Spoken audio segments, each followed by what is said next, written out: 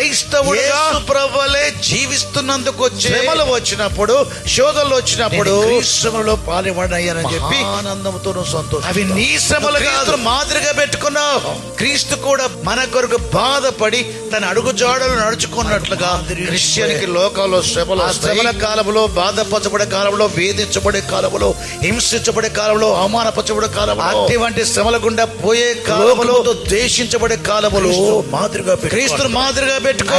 బాధింపబడి నోరు తెరవలేదు, శ్రమ పెట్టబడి నోరు తెరవలేదు, పాపము చేయలేదు.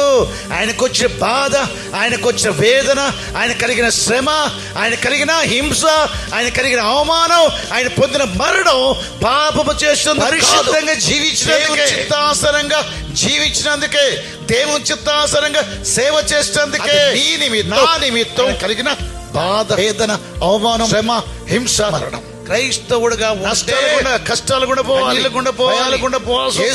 మాదిరిగా పెట్టుకుంటే లోకంలో ఆయన ధైర్యం తెచ్చుకోండి. లోకాన్ని జయించి శోధింపబడి, శ్రమపట్టబడి లోకాన్ని జయించి మీకు సమాధానం. నా యందు మీకు సమాధానం, నా యందు జయం.